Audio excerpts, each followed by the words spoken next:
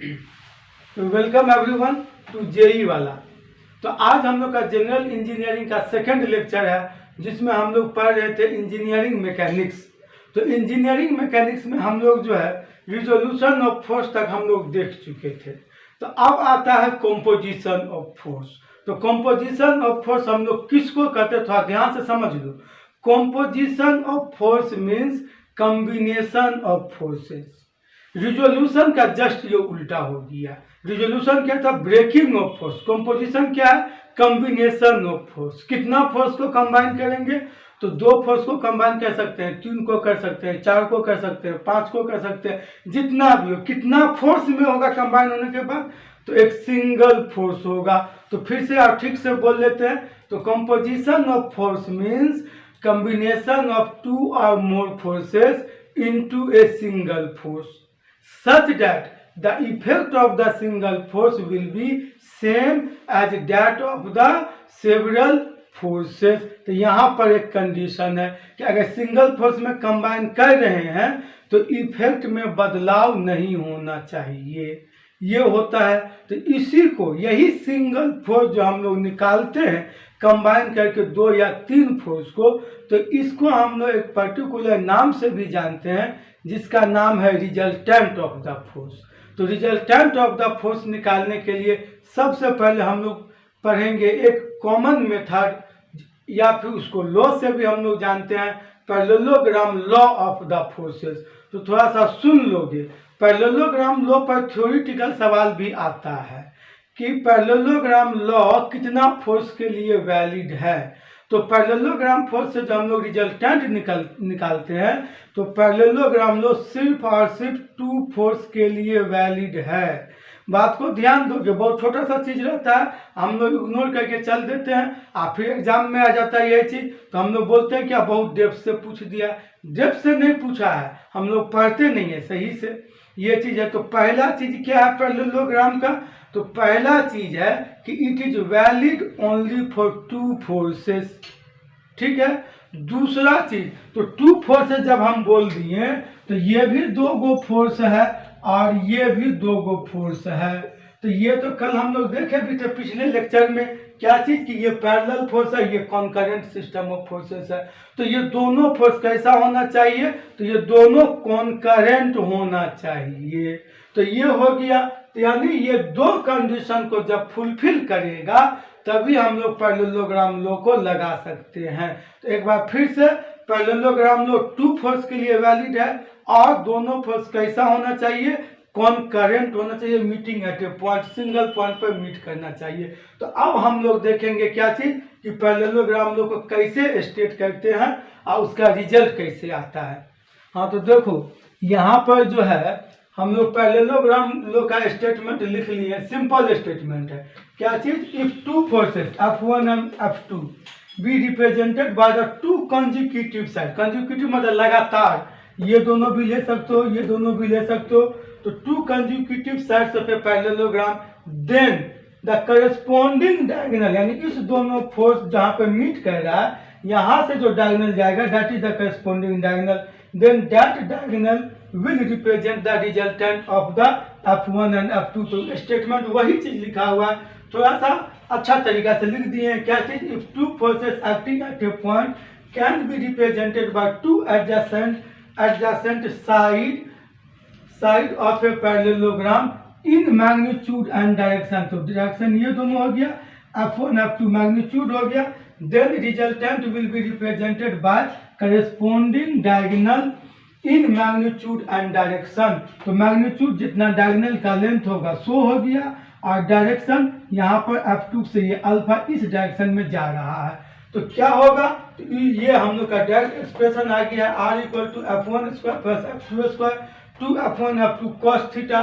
कोई अगर सोच रहा होगा कि ये कैसे हुआ, तो बहुत आसान है। इसमें क्या है कि ये ट्रायंगल अगर मान लो OAB, ये ट्रायंगल, तो इस ट्रायंगल ये क्या है? राइट एंगल ट्रायंगल है। पाइथागोरस थ्योरम लगा दो, ये एक्सप्रेशन आ जाएगा। जैसे देखो ये क्या हो जाएगा?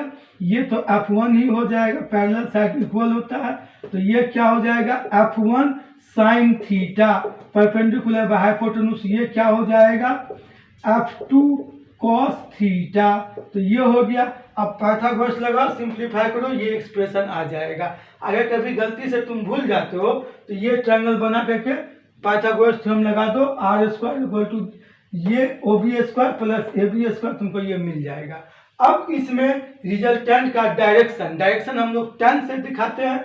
तो रिजल्टेंट यहाँ पर है, तो ये अल्फा एंगल दिखा रहा है, तो टेन अल्फा इक्वल टू क्या होता है, परपेंडिकुलर बाय बेस। तो परपेंडिकुलर हो गया A B divided by base, base क्या हो गया ओ बी, तो हो गया ओ बी। तो इसका मतलब alpha equal to tan inverse perpendicular A B को लिख दो f1 sine theta divided by O B, तो f2 प्लस f1 है यहाँ पर f1 cos थीटा। ये हो गया हम लोग का क्या चीज, डायरेक्शन। अब इसमें थोड़ा सा ध्यान से केस देखोगे, क्योंकि तुम लोग को जो सवाल आता है वो इस पर जनरली बनाने को बहुत कम ही आता है, क्योंकि ऑब्जेक्टिव क्वेश्चन आता है तो उसमें हम लोग को बोल देता है 90 डिग्री है तो क्या होगा रिजल्टेंट। तो डायरेक्ट तुम एक्सप्रेशन ही यूज कर सकते हो। देखो अगर मान लो f1 perpendicular to f2, case 1 perpendicular to f2, ये हमारे पास में केस है। f1 परपेंडिकुलर टू f2 मतलब f1 f2 के बीच में कितना एंगल हो गया, 90 डिग्री। तो ये थीटा हो गया ना 90 डिग्री, तो थीटा इक्वल टू 90 डिग्री हो गया। अब तुमको क्या करना है, यहाँ पर बैठा दो 90 डिग्री, तो r इक्वल टू क्या हो जाएगा, तो r equal to f1 square plus f2 square 2f1 f2 cos 90 degree, cos 90 degree 0, तो r equal to f1 square plus f2 square, ये हो गया। आप इसमें अगर डायरेक्शन निकालेंगे तो alpha equal to tan inverse sine 90 degree का मान 1, तो f1 हो गया ऊपर में, यहाँ पर cos 90 डिग्री का मान 0, तो f1 bye f2 tan inverse f1 bye f2, तो ये हो गया 90 डिग्री का केस। ठीक है। इसी तरीके से अगर दूसरा हम लोग देखते हैं कि अगर मान लो केस 2 में थीटा इक्वल टू 0 डिग्री हो गया, थीटा इक्वल टू 0 डिग्री हो गया तो क्या होगा, तो देखो r इक्वल टू क्या हो जाएगा, तो r इक्वल टू यहाँ पे बैठा f1 square plus f2 square 2f1 f2 cos 0 degree, cos 0 degree 1 होता है, तो क्या हो जाएगा f1 square plus f2 square 2f1 f2, तो ये f1 प्लस f2 का होल स्क्वायर, तो f1 प्लस f2 आ जाएगा। इसमें अल्फा का वैल्यू क्या हो जाएगा, तो देखो यहाँ पर अल्फा देखो साइन 0 डिग्री, तो 0 होता है, तो पूरे एक्सप्रेशन 0, tan इनवर्स 0, तो tan इनवर्स 0 0 डिग्री के बराबर, तो अल्फा इक्वल टू 0 डिग्री होगा। मतलब फोर्स जो है सो इस स्टेप से है 0 डिग्री पे f1 f2 एक्ट कर रहा है। अगर थीटा इक्वल टू 180 डिग्री हुआ तो क्या हुआ, तो देखो थीटा अगर 180 डिग्री करोगे तो cos 180 डिग्री, सेकेंड क्वाड्रेंट में चले गए तो cos 180 डिग्री का मतलब क्या हो गया -1। तो इसको अब जब तुम सॉल्व करोगे तो ये f1 माइनस f2 का होल स्क्वायर बनेगा, तो r इक्वल टू क्या हो जाएगा f1 minus f2 square root हट जाएगा, और एंगल क्या होगा, तो साइन 180 डिग्री भी 0 होता है, तो इसको तुम 0 बोल सकते हो या फिर 180 डिग्री, तो 180 डिग्री बोलना सही होगा, क्योंकि अगर तुम 0 बोलोगे तो ये ऐड होगा। बात समझ गए। तो एंगल यहाँ पर कितना हो जाएगा 180 डिग्री, ये अल्फा 180 डिग्री में आ जाएगा। तो अब देखो ये हम क्यों बताए, तो रिजल्टेंट मैक्सिमम कब होता है यहाँ से हमको पता चल रहा है। रिजल्टेंट विल बी मैक्सिमम जब दोनों फोर्स के बीच में कितना डिग्री रहेगा, तो 0 डिग्री, यानी दोनों सेम डायरेक्शन में जा रहा है, तो रिजल्टेंट हमारा मैक्सिमम हो जाएगा। कितना वैल्यू होगा, तो f1 प्लस f2 हो जाएगा। और उसके बाद रिजल्टेंट मिनिमम कब होगा, तो f1 माइनस f2, जब वो अपोजिटली डायरेक्टेड हो जाएगा। तो इसको याद रखोगे क्योंकि ये चीज पूछा जाता है। तो अब हम लोग इस पर जो है पैरेललोग्राम लॉ पर और रिजोल्यूशन पर 2-4 प्रॉब्लम देख लेते हैं। तो यहाँ पर जो है हम 2 का भी सिंपल सा प्रॉब्लम लिख के रख लिए हैं, अभी और भी प्रॉब्लम आएगा। जैसे पहला क्वेश्चन क्या लिखे हैं, the resultant of 2 equal force F acting at right angle is, तो रिजल्टेंट के बारे में जब 90 डिग्री होता है तो R इक्वल टू होता है under root F1 square plus F2 square. चूँकि ये दोनों इक्वल है तो ये F square plus F square 1 2 को मिटा दिए तो ये हो जाएगा 2F स्क्वायर। स्क्वायर रूट हटाओगे तो ये √2F हो जाएगा। तो √2F ऑप्शन डी यहाँ दिख गया तो इसमें टिक मार दिए। अब यहाँ पर बोला दूसरा सवाल, at what angle the resultant will B maximum and minimum respectively. तो ये तो केस हम लोग यहाँ नीचे में लिख के देखे भी थे कि जब एंगल 0 डिग्री होता है तो रिजल्टेंट R इक्वल टू होता है F1 प्लस F2, और जब 0 डिग्री के अलावा 180 डिग्री जब होता है तो रिजल्टेंट इक्वल टू होता है F1 माइनस F2। तो ये मिनिमम है और ये मैक्सिमम है। तो यहाँ पर जो हम लोग का एंगल जो होगा वो 0 डिग्री और 180 डिग्री ये ऑप्शन मिल रहा है। तो अभी और भी बहुत सारा प्रॉब्लम आएगा, क्योंकि अभी हम लोग पहला चैप्टर पढ़ रहे हैं, फंडामेंटल पढ़ रहे हैं, तो चाह रहे हैं कि थोड़ा ज़्यादा से आगे बढ़ा दें, फिर थोड़ा सा प्रॉब्लम मिक्स टाइप से लाएं, ताकि हम लोग एक दिन बात करेंगे तो थोड़ा सा रिविजन भी हो जाएगा। तो अभी हम लोग पढ़ेंगे क्या चीज़, मोमेंट।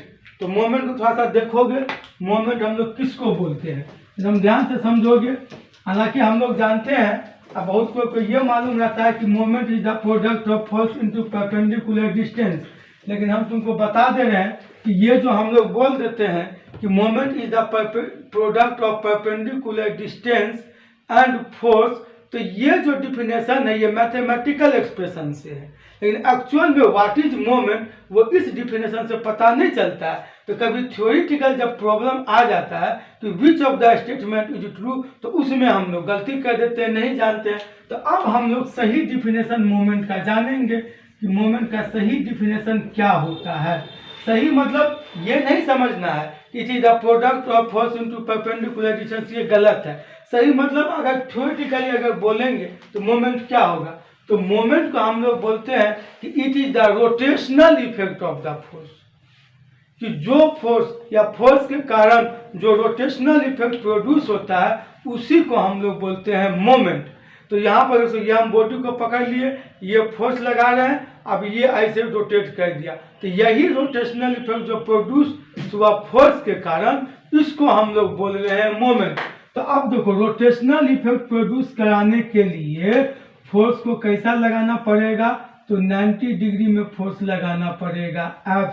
इसीलिए मोमेंट में फोर्स जो होता है वो हमेशा डिस्टेंस से परपेंडिकुलर होता है। ये हो गया, मान लो कोई रेफरेंस पॉइंट O, तो ये अब अगर यहाँ से लगेगा तो ये ऐसे रोटेट करा देगा। तो मोमेंट क्या हो गया, तो it is the rotational effect of force. Simple सा एक सेंटेंस में ये बात याद रखोगे, रोटेशनल इफेक्ट ऑफ फोर्स।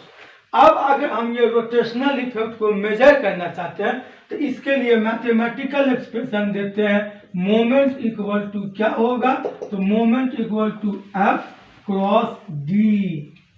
ये अब मोमेंट क्या है, तो मोमेंट वेक्टर क्वांटिटी है, it is a vector quantity, याद रखोगे, इसीलिए यहाँ क्रॉस दे दिया, वेक्टर क्वांटिटी। इससे भी याद रख सकते हो, cross product is always a vector product, ये होता है। इसका अगर SI यूनिट के बारे में हम बात करें तो SI यूनिट इसका क्या होगा, तो फोर्स का होता है न्यूटन और डिस्टेंस का होता है मीटर, न्यूटन मीटर। इधर में अगर डायग्राम में अगर बात करें तो ये डिस्टेंस हमेशा रहेगा, F से परपेंडिकुलर डिस्टेंस रहेगा, ये डिस्टेंस कहलाता है परपेंडिकुलर डिस्टेंस। क्यों, क्योंकि एंगल 90 डिग्री है। तो ये हमारा मोमेंट के बारे में हो गया। अगर टाइप देखेंगे मोमेंट का कितना टाइप होता है, तो मोमेंट का टाइप जो होता है वो होता है according to the basis of rotation, कि ये जो फोर्स लग रहा है तो ये किस डायरेक्शन में रोटेट कराएगा।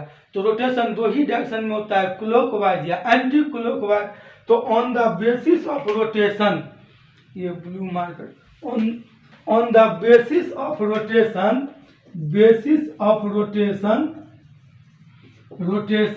मोमेंट कितना टाइप का हुआ, तो दो टाइप का, क्लॉकवाइज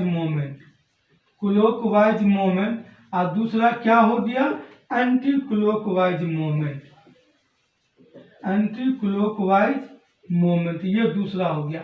अगर डिफाइन करोगे तो क्या बोल सकते हो, सिंपली बोल सकते हैं कि if the rotation is clockwise then clockwise moment, if the rotation is anti clockwise then it is anti clockwise moment. ये मैथमेटिकल एक्सप्रेशन सेम रहेगा। अगर एक ही प्रॉब्लम में दोनों मोमेंट आ रहा है और रिजल्टेंट ऑफ मोमेंट हम निकाल रहे हैं m1 प्लस m2 या m1 माइनस m2, इस टाइप से अगर रिजल्टेंट निकाल रहे हैं तो देखो, अगर उसमें तुम अगर क्लॉकवाइज मोमेंट को अगर पॉजिटिव लोगे तो एंटी क्लॉकवाइज मोमेंट को नेगेटिव ले लेना। अभी प्रॉब्लम आएगा इस पर, ये चीज है कि पॉजिटिव ये हो गया और नेगेटिव ये हो गया।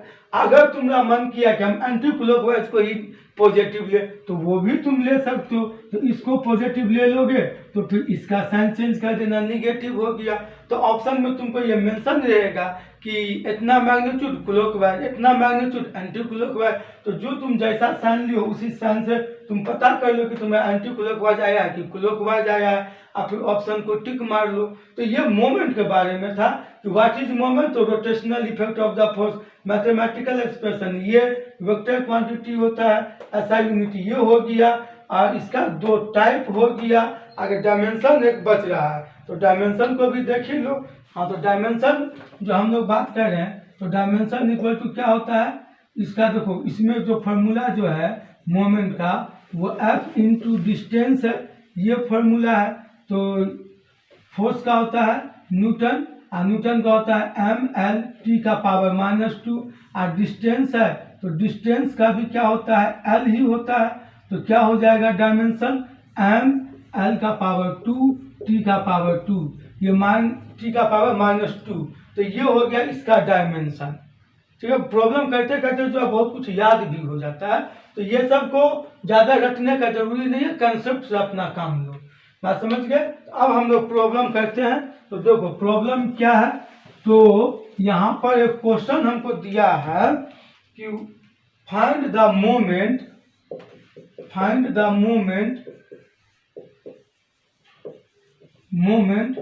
about the point A। ठीक है, तो यहाँ पर एक हमको स्टेप से दे दिया है, ये 1 मीटर, ये 1 मीटर, ये 1 मीटर, ये 1 मीटर, ये A B C और D।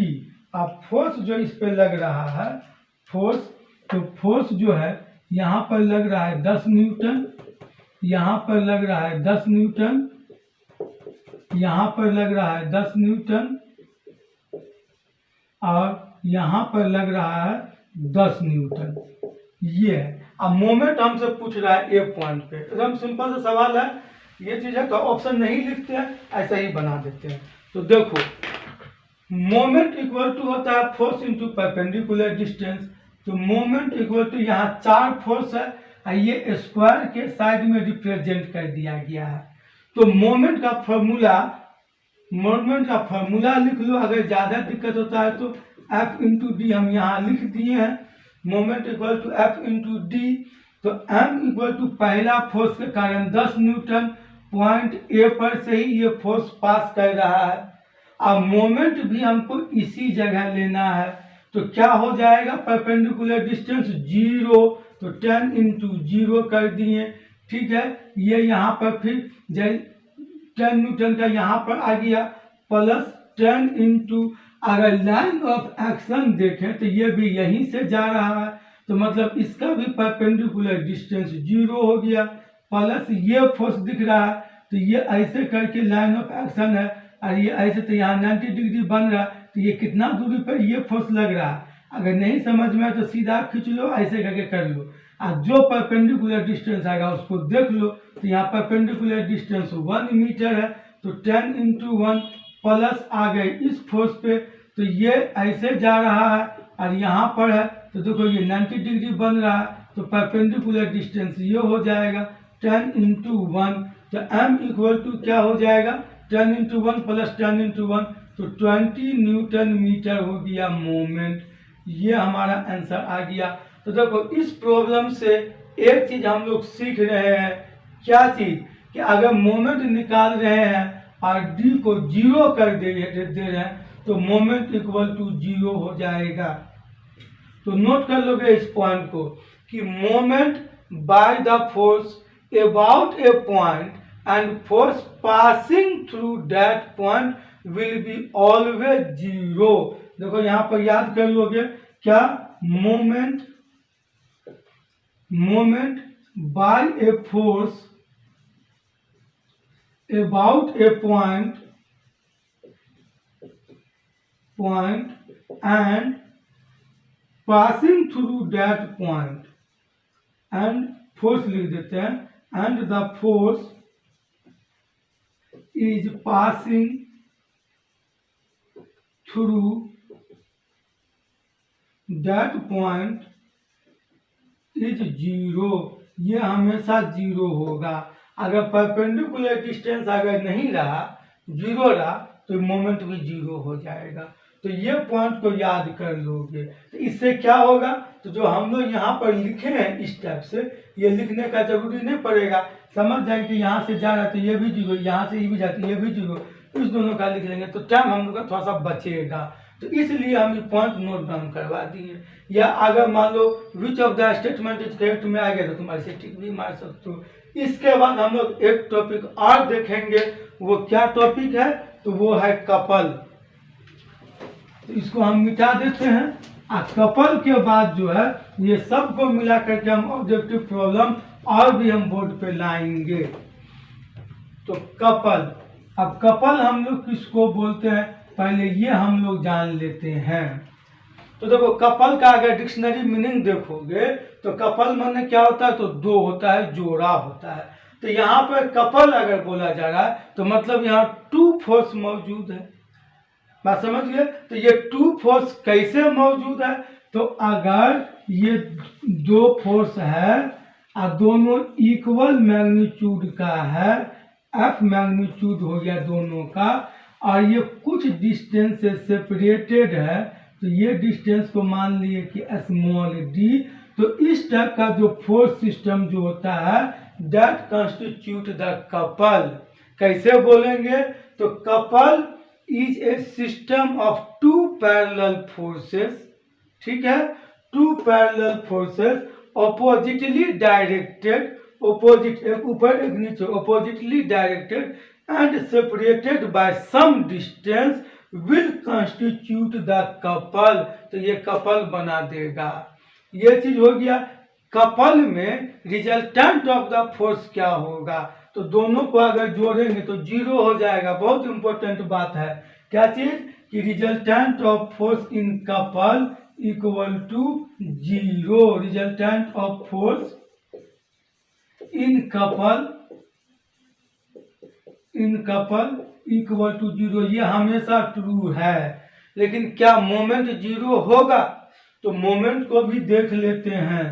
Moment in a couple या moment due to couple, moment क्या होगा, तो देखो मोमेंट जीरो नहीं होगा। क्यों, क्योंकि ये अगर रोटेट करेगा तो ऐसे रोटेट करेगा तो रोटेशन वाला पॉइंट हो जाएगा बीच में। तो ये अगर बीच देखोगे तो ये d/2 और ये भी d/2। बात समझ गए, दोनों d/2 हो गया। और सेम डायरेक्शन में है तो मोमेंट एड अप हो जाएगा, f into d/2 plus f into d/2, तो moment equal to f into D. यानी मोमेंट ड्यू टू कपल कभी नहीं जीरो होगा, that is equal to f cross d। ये हमारा मोमेंट आ जाएगा किसके कारण, कपल के कारण। और ये जो डिस्टेंस जो है, ये जो डिस्टेंस, इसको हम लोग एक स्पेशल नाम से भी जानते हैं। और क्या बोलते हैं, आर्म ऑफ कपल। इसको आर्म ऑफ कपल भी हम लोग बोल देते हैं। तो ये हम लोग का कपल के बारे में रहा, ये चीज हो गया। अब कपल में कुछ इम्पोर्टेंट बात है तो जो हम लोग नेक्स्ट लेक्चर में नोट डाउन करेंगे और कुछ ऑब्जेक्टिव प्रॉब्लम इस पे हम लोग करेंगे। और क्लास मिस नहीं करोगे जनरल इंजीनियरिंग का, बहुत इम्पोर्टेंट। और अब हम लोग इंटरेस्टिंग मोड पे इसमें आ रहे हैं तो अब पढ़ने में भी बहुत मजा आएगा। ठीक है, तो नेक्स्ट डे इसको कंटिन्यू यहीं से करेंगे कपल से।